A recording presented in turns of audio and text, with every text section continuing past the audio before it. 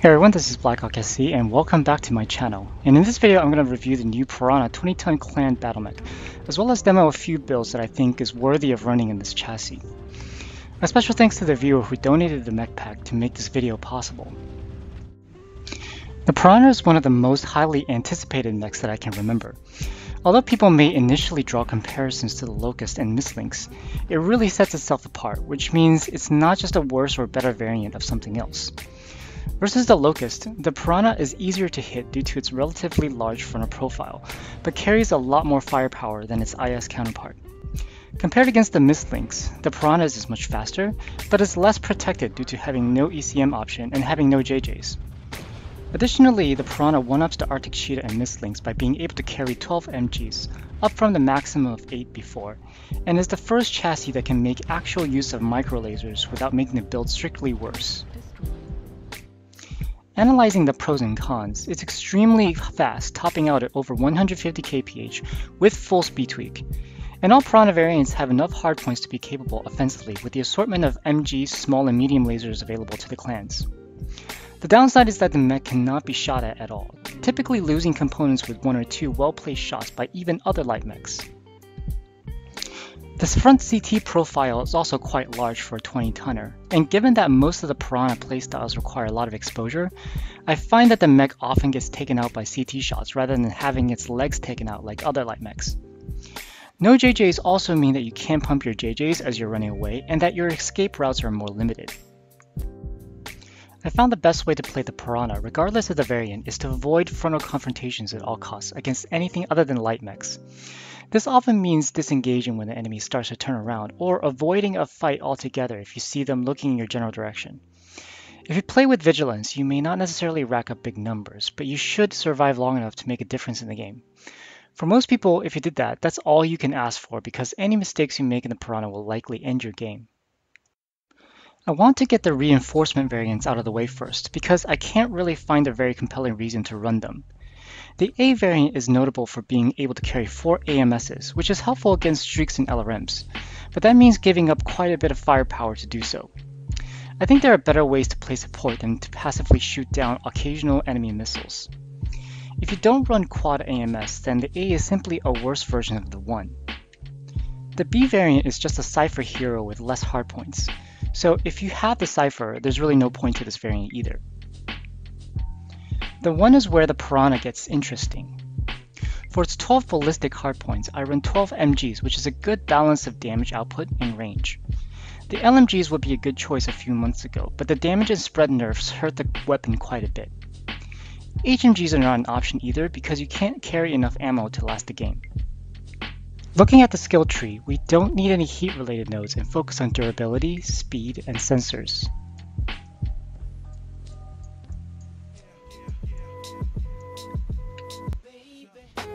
The 1 variant is definitely the most challenging, but also the most rewarding of the Piranha variants because the MGs are terrible against armored targets from the front.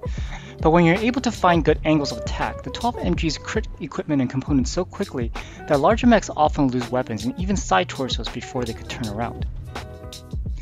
The 2 and 3 are both energy bows, with the 3 having one less energy hardpoint and slightly more structural quirks. There are plenty of ways to fill out the energy hardpoints of either mech, but I know a lot of people will go for the ER micros or micro pulse lasers first. As I alluded to earlier, these won't be bad configurations, but the micro lasers suffer from limited range and alpha size, especially the micro pulses.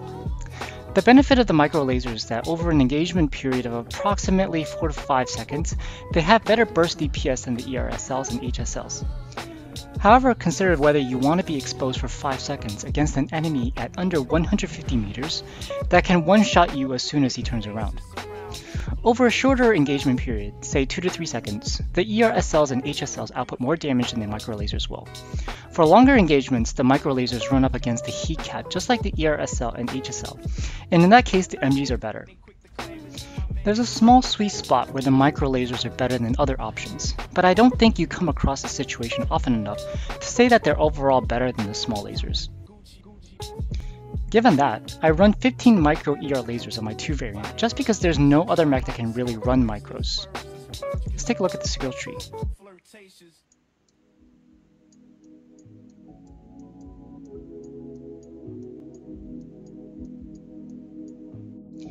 On my 3, I run 9 ERS cells, which I think does a better overall job, having a 45 alpha at 200 meters. You have to remember that 1 meter of optimal range equals 2 meters of max range, so you're still doing half damage at 300 meters with the ERS cells without any range skills. And this gives you a lot more positioning options. In fact, the small laser builds are the only ones where you can occasionally poke enemy mechs from the front and is not strictly limited to backstabbing. Finally, the Cypher Hero mech has a combination of ballistic and energy hardpoints, similar to what we've already seen in Arctic Cheetah and the Mistlinks, and the Spider 5K even earlier. With this playstyle, the lasers open up armor and are your primary weapons, while the MGs add extra crit damage and heat-free DPS. In my build, I use 5 HSLs because the range matches better with the MGs and the ERS cells. For me at least, this is the most effective Piranha variant. Not necessarily the most satisfying, but definitely the build that gave me the best results. I'm sure some others will have a different experience though. Before we get into gameplay, let's take a look at the skill tree.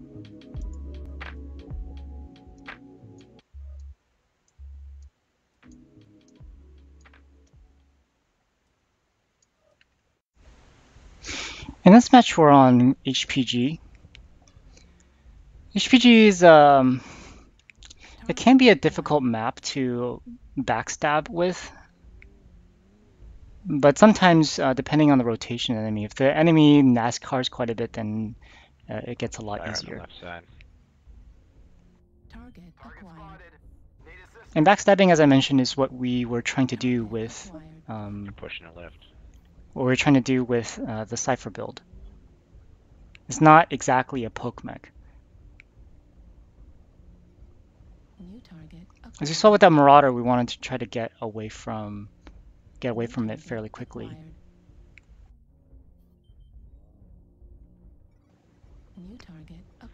Isn't that right? We are getting hit on the left hard. I'm not sure if the Marauder is looking at us right now or is aware of that we're here, but we saw that what looks like a hunchback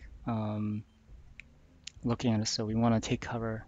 As I said, you don't really want to get shot, so even if they're just looking at you, I think it's better just to take cover.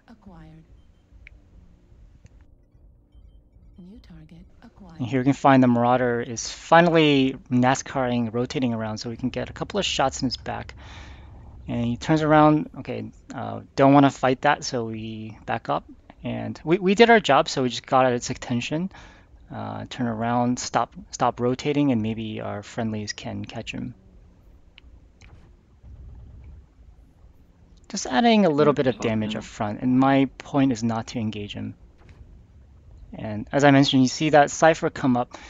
Just with that little shot, that Cypher is already red CT.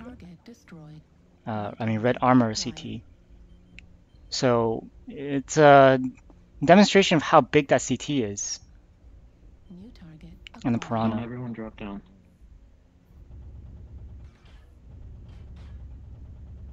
It's both its leg and its CT is open. So just try to see if we can finish him off. Can't really do that at this point. I didn't mean to do that, but it turns out my seismic here is telling me something's close by, and here's a Piranha that's standing still.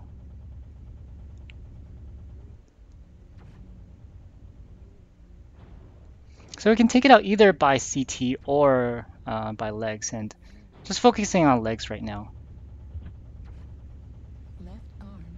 And there we've almost 1v1 that Piranha. This build is pretty good. It has the DPS to both. This Cypher build is pretty good because it has the DPS to 1v1 enemy mechs, enemy lights, especially other Piranhas on occasion. And it has a little bit of poke using the HSLs.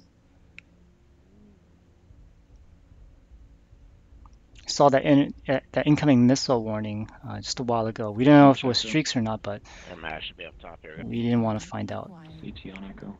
Okay, that Supernova's carrying some streaks, but see if we can take out. We took out that side torso. We knew was opened up before, so we just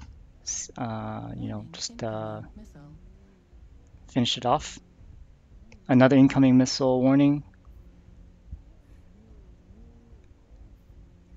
So we want to take out the other side torso and pretty much disable that the supernova there.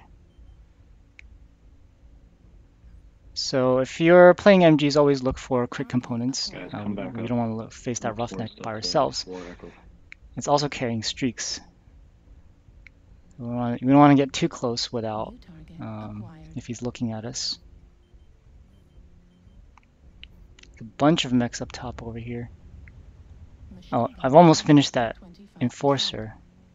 Maybe another poke up there. New target acquired. New target acquired. Yeah, that one. Target Yep, dead. destroyed. Keep it up. New Lucky target kill there. acquired. Center torso That critical Kid Fox hit. took a good shot at my CT. As you can see, it's opened up immediately from just that Kid Fox alone. Target destroyed. Got to be Good job. careful. Target acquired.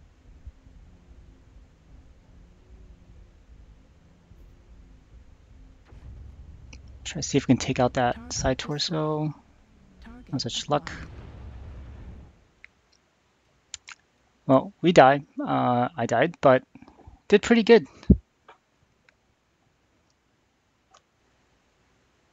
I knew that Kid Fox was injured, so I was trying to finish him off, but I died first. Anyways, good match. So what's my final opinion on the Piranha?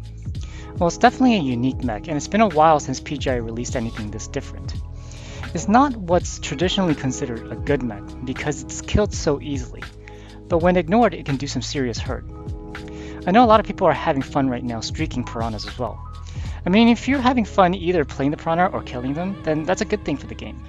Okay guys, I hope you enjoyed this video. What do you think of the Piranha, either from playing it or playing against it? Leave your comments below and make sure to subscribe for more MWO content like this. See you next time, and bye for now.